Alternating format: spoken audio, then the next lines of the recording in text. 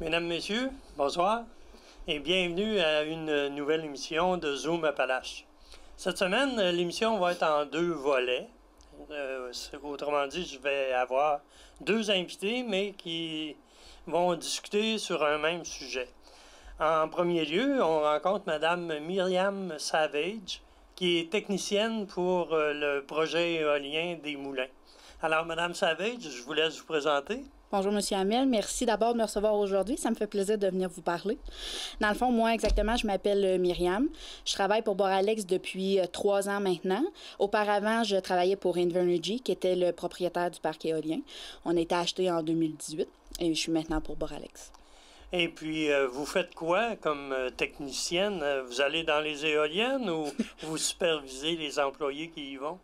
Entre autres, je fais les deux. Dans le fond, mes tâches sont très variées là, dans une journée. Je vais faire, oui, qu'est-ce qui est de gestion, donc planifier des maintenances, des entretiens, des travaux. On va faire aussi de la supervision dans les éoliennes, que les maintenances sont faites, bien faites et à temps. On va aussi faire l'entretien des chemins, des équipements qu'on a. On va aussi faire tout ce qui est facturation, achat, appel d'offres pour faire rouler le site. Puis aussi, oui, je vais faire du terrain. Dans le fond, je vais faire des inspections de nos équipements. On a des inspections qu'on doit faire à toutes les semaines. On a des inspections qu'on fait de manière mensuelle ou annuelle. Donc, je vais être sur le terrain aussi. Vous avez des inspections à tous les semaines? Oui, oui. On veut s'assurer, dans le fond, que les équipements sont en bon état pour prévenir des bris. Ah, ben oui.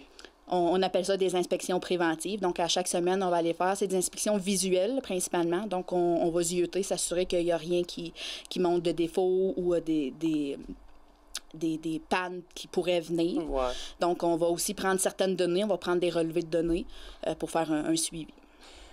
Ici, le parc éolien, pour indiquer un peu aux gens ce que c'est les éoliennes qui sont sur le territoire de Thetford, de Saint-Jean-de-Brébeuf et de Kenners Mills.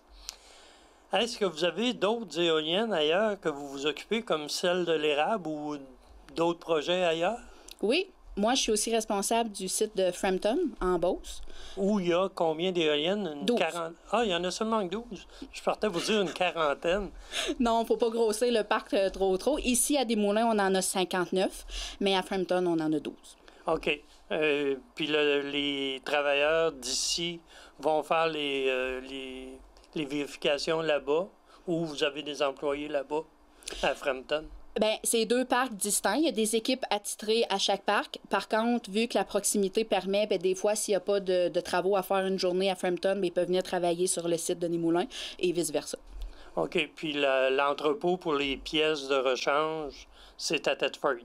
La principale est à Thetford, OK. oui. Il y en a une aussi à Frampton? Bien, c'est plutôt des petites pièces là, qu'on sait qu'il va passer plus rapidement, mais il n'y a pas d'entrepôt là, général qu'on a une grosse inventaire. C'est dans les camions ou quelques petites pièces qu'on garde proches à Frampton, mais il n'y a pas d'entrepôt. OK.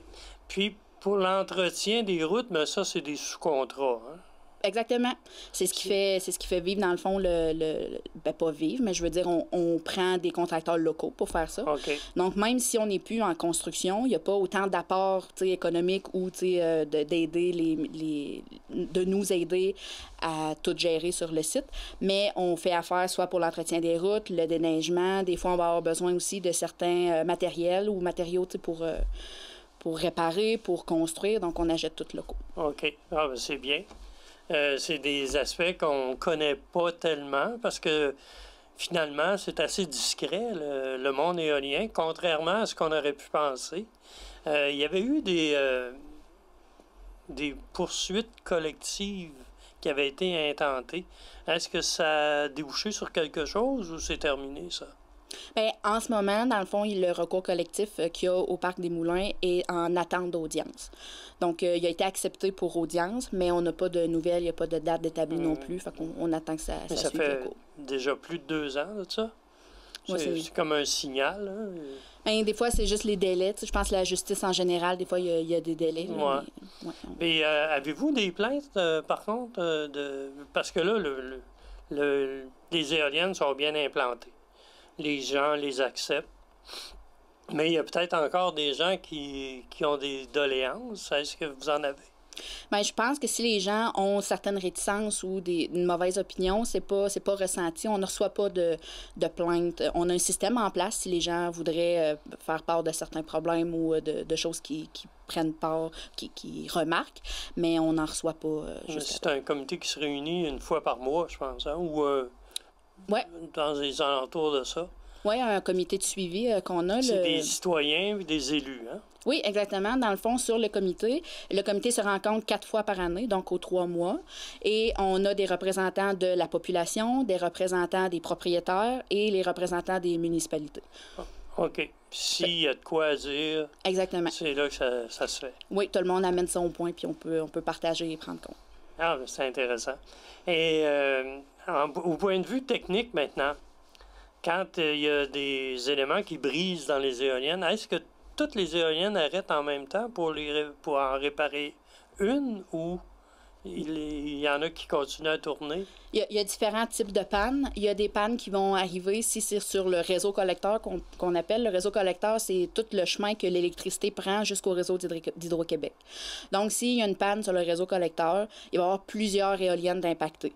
Par contre, si une éolienne pourrait faire un problème, puis il y a juste celle-là d'arrêter. Quand c'est propre à une éolienne... OK, c'est possible d'en arrêter seulement qu'une. Oui. Parce que parfois, on en voit 2 ou 3 qui sont arrêtés, puis il y en a d'autres qui tournent. Ça veut dire que ces 2 ou 3-là, il y a un problème à régler ou une inspection à faire? Exactement. Ça peut être du préventif, les inspections préventives qu'on fait, ou ça pourrait être une action corrective qu'on est en train d'appliquer. Puis je voudrais faire remarquer aussi, des fois, les gens ne pensent pas toujours, mais quand il y a beaucoup d'éoliennes qui ne tournent pas, ça peut être juste parce qu'il n'y a pas assez de vent. Oui, quoi qu'ici, en région... on n'a pas mis des éoliennes pour rien. Oui, c'est ça. C'est quand même assez rare. Ouais. On parlait au début des risques qu'il y a des palmes qui pourraient démanger. Je pense pas que ça arrive jamais, là, mais... est-ce que ça serait possible? Bien, on dit qu'il n'y a jamais rien d'impossible. Ben, c'est quand même des assemblages mécaniques. Là. Mais avec toutes les maintenances préventives qu'on fait, toute la logistique de création du manufacturier, de la façon que ça a été fait, assemblé, plus la maintenance qu'on fait, plus les inspections, le risque est très minime que ça arrive. Mais c'est encore défendu de passer près des éoliennes. Effectivement, il y a toujours des interdictions parce qu'on ne sait jamais. Ça peut être juste, des fois, l'hiver surtout, il peut y avoir de la glace qui tombe. La glace, ça paraît pas gros, mais quand c'est projeté de 98 mètres de haut à une certaine vitesse, ça peut être dangereux. Des fois, ça peut être juste du coating de la peinture qu'on a sur les pales avec de la fibre de verre. Ça peut être un petit bout qui va partir au vent ou qui va être projeté. Fait à une certaine hauteur, avec une vitesse de projection, ça peut être dangereux. Ça s'est déjà produit pour la peinture qui décolle, non? Non, pas ici. On n'a pas eu pas à notre parc. Mais c'est un problème qui pourrait survenir. Ça pourrait. Mais la plus grosse inquiétude, c'est pour la glace l'hiver. Puis il y avait aussi des inspections qui se faisaient pour dans le bas des éoliennes pour essayer de trouver des chauves-souris ou est-ce que ça se fait encore ou la faune s'est habituée aux éoliennes comme telles, puis ils ne tournent plus autour? La majorité de la faune, tout ce qui est chevreuil, orignaux, les ours, ça s'adapte très bien aux éoliennes quand ils sont implantés. Par contre, on a des recommandations à faire dans nos CA. On a des suivis aviaires et fauniques à faire dans certaines années. Là. On a 5 ans, 15 ans et 20 ans, je pense, après la construction du parc, juste pour faire un suivi, pour s'assurer qu'il n'y a pas de corridor aviaire qui est en cause, qu'il n'y a pas de mortalité accrue, d'espèces en voie d'extinction ou menacées qui sont affectés. Donc, on fait des suivis juste pour s'assurer que tout est correct. Quand il y a la migration des oies ou des bernaches, il n'y en a pas eu qui ont rentré dans les éoliennes? Non, ici, on n'est pas dans un secteur... Aucun décès à déclarer Aucun. À ce niveau-là. Je sais qu'il y a eu quelques chauves-souris qui ont été frappées, les éoliennes. Je comprends pas vraiment pourquoi, là. C'est à cause des palmes, probablement? Il y a plusieurs causes possibles. Là. Des fois, la désorientation, des fois, ça peut être une maladie des oiseaux, des fois, ça peut être juste un problème d'orientation dû au déplacement d'air, à la turbine, ou il peut y avoir plusieurs raisons. Mais il y a une vérification qui se fait. Il y a une vérification, puis on s'assure qu'on est sous les standards. Parce que si on verrait qu'il y aurait une augmentation ou plusieurs espèces à un certain secteur, là, on aurait des mesures à prendre, mais là, tout est... Ça, c'est le ministère de la Faune qui vous accompagne dans ces vérifications-là? Exactement. C'est pas mal intéressant. Est-ce qu'il y a d'autres... Il nous reste peu de temps. Est-ce qu'il y a d'autres sujets sur lesquels on pourrait être, la population pourrait être intéressée à connaître sur l'entretien ou peu importe. Peu importe. Ben, que comme je disais, le parc continue quand même de donner des retombées économiques. On a des programmes de dons et commandites aussi. S'il y a certains projets qui veulent être mis en place, qu'on a besoin de soutien ou que les municipalités voudraient faire des projets pour agrémenter les municipalités, ils peuvent nous approcher pour faire des dons et commandites. On est toujours content de pouvoir contribuer, d'amener notre rapport dans les... Ça, c'est plus l'administration de Boralex qui s'occupe de ça. Exactement. Mais les demandes vous sont faites à vous. Oui, souvent, c'est moi qui reçois, puis je fais le relais aux gens concernés. Vous avez combien d'employés? Je pense qu'on n'a pas abordé ça. Non, c'est vrai, c'est une bonne question. Sur le site, on a 9 employés à temps plein côté maintenance et on est 2 côté gestion. Donc, au total, on est 11 employés à travailler temps plein pour l'entretien du parc. Ça, c'est sur la rue Montfait. Sur la rue UP. Oui, c'est vrai. Exactement, oui. On a un bâtiment là-bas. Dans le fond, nos bureaux sont là, l'inventaire, le garage, tout, on est tous cet OK. Les camions sont... Le point de départ pour les éoliennes de la région, c'est là. Exactement. Bien, un gros merci. Ça me fait plaisir. C'est sûr qu'on aurait pu jaser encore longtemps parce que les aspects techniques, on ne les a pas abordés vraiment. Mais on pourra vous réinviter. C'est une bonne occasion. Ça va me faire plaisir de revenir, M. Hamel. Alors, merci beaucoup. Merci. Mesdames, Messieurs, je vous reviens dans quelques instants avec Mme Isabelle Fontaine. Merci.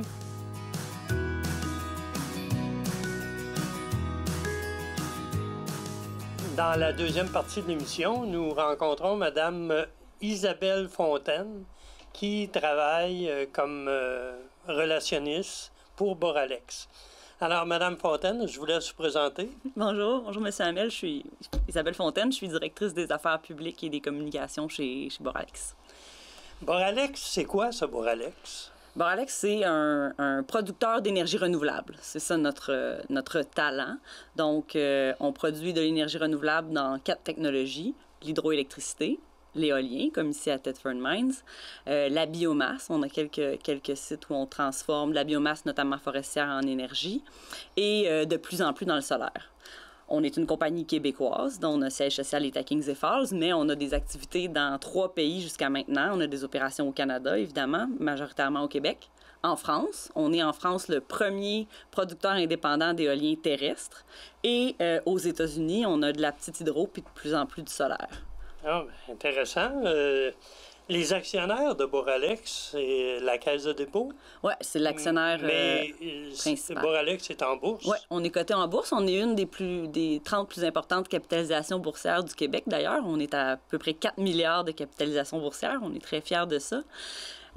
Boralex, pour l'histoire, c'est une compagnie qui est née... de la famille Lemaire. Donc, d'abord, c'est né à l'intérieur de Cascade. On s'appelait d'ailleurs Cascade Énergie à l'époque. Et c'est devenu Boralex. Et ça a développé... D'abord, c'était de la cogénération. Et c'est devenu petit à petit un joueur important des énergies renouvelables. Cascade a été un actionnaire de Boralex pendant très longtemps. Puis bon, depuis 2017, là, Cascade a vendu ses parts à la Caisse. Donc, la Caisse est devenue l'actionnaire... principal, mais on est, c'est ça, coté en bourse. On a plus de 500 employés là, répartis sur tous nos territoires. Et on travaille, on continue à faire croître cette belle entreprise-là. Mais c'est sûr que le fait d'avoir été fondé, ou en tout cas d'avoir été... soutenu par la famille Lemaire pendant longtemps, ça s'inscrit beaucoup dans notre culture d'entreprise. C'est encore très, très présent. Ouais. L'entrepreneuriat, cette idée de transformer les choses en positives, de reprendre, de réutiliser, tout ça, c'est encore très, très fort chez Boralex. Là, un pur Québec Inc. Absolument, absolument. Vous avez fait l'achat, Boralex a fait l'achat du parc éolien des Moulins. En quelle année? On a fait la première partie de la transaction en 2018. Donc, en septembre 2018, on a acheté les parts d'Énergie dans 5 parcs éoliens au Québec, dont des moulins. Et en décembre 2020, le décembre dernier, on a racheté la part qui appartenait à la Caisse de dépôt. Donc, depuis décembre dernier, on est le seul propriétaire du parc des Moulins. Oui, bien, c'est ça. La Caisse de dépôt avait investi 3 300 ou 350 millions. Oui, dans le fond, les parts, c'était 49,51. 49 Mais 51 vous avez fait l'acquisition des parts de la Caisse de dépôt, Ouais. puis la Caisse de dépôt est revenue comme actionnaire. Il était déjà notre actionnaire. C'est deux moyens différents d'investir pour la Caisse de dépôt, d'avoir des actions d'entreprises québécoises ou d'avoir des parts dans des parcs spécifiquement. Donc, la Caisse avait investi pour construire le parc ici avec Invenergy. On a racheté ces parts-là.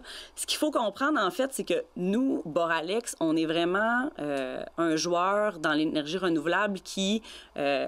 notre talent, notre expertise, c'est à la fois de concevoir, de développer et de construire les parcs, mais aussi de les opérer jusqu'à la fin de leur vie de manière durable et optimale. Donc, quand c'est des parcs qu'on construit nous-mêmes, on s'installe dans une communauté pour toute la durée de vie du parc.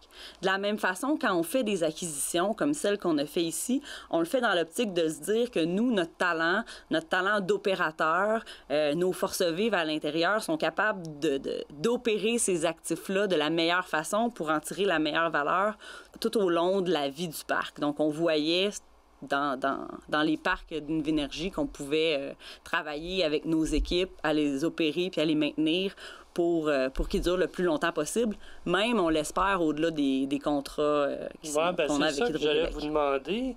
Vous allez être obligé de négocier quand même assez tôt parce que c'était des contrats de 20 ans. Oui, oui.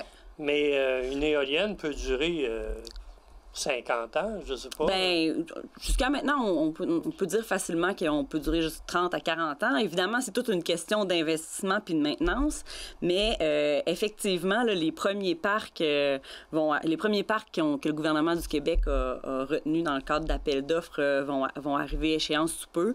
Nous, on va arriver un peu plus tard. Là. Par exemple, le parc des Moulins, son contrat se termine en 2033, mais déjà, on est convaincu qu'on peut les opérer bien au-delà de ça, qu'on peut rajouter plusieurs années d'opération dans les mêmes conditions. Puis déjà, le gouvernement a reconnu ça. Hein. Le ministre de l'Énergie a annoncé, il y a tout juste un mois, qu'il allait trouver un mécanisme pour permettre la prolongation des parcs existants parce que cette énergie-là, le Québec va en avoir besoin. On va en avoir besoin de beaucoup plus, mais celle-là. Et donc là, il y a des discussions entre l'industrie et le gouvernement sur à quelles conditions on pourra prolonger ces parcs-là, mais c'est reconnu qu'au-delà de la fin du contrat, il va rester de la valeur dans notre actif, puis qu'on peut continuer d'opérer les parcs au bénéfice d'Hydro-Québec, au bénéfice des communautés aussi. Là. Fait que, mais si un propriétaire ne voudrait pas négocier un retour de l'éolienne, ce qui serait surprenant, là, elle est déjà là depuis 20 ans. Effectivement. Ça pourrait être un préjudice, peut-être. Ce serait surprenant. Puis parce que, dans le fond, je dirais, ça fait pas de sens non plus d'un point de vue environnemental de démanteler un actif qui peut encore produire. Alors, ce que je peux comprendre, c'est que Boralex a de grandes ambitions. Oui, oui. Et prévoit à très long terme, à court terme, moyen terme, mais surtout à long très terme, long terme. À très long terme. Là, présentement, vous allez développer un parc dans une communauté amérindienne? Oui, on a un partenariat avec la nation Innu et on va le parc Apuiat. En fait, ça fait plusieurs années qu'on le développe en partenariat avec la nation Innu, mais là, on a finalement signé un contrat d'approvisionnement d'électricité. Donc, Hydro-Québec va acheter l'électricité de ce parc-là. C'est un parc de 200 mégawatts qui va être situé en Côte-Nord, sur le territoire des Inuits. Et c'est vraiment très important pour eux parce que, dans le fond, la nation Innu est propriétaire à 50% du parc avec nous. Okay. Donc, pour eux, c'est quand même un premier projet de nation. C'est historique pour leur nation.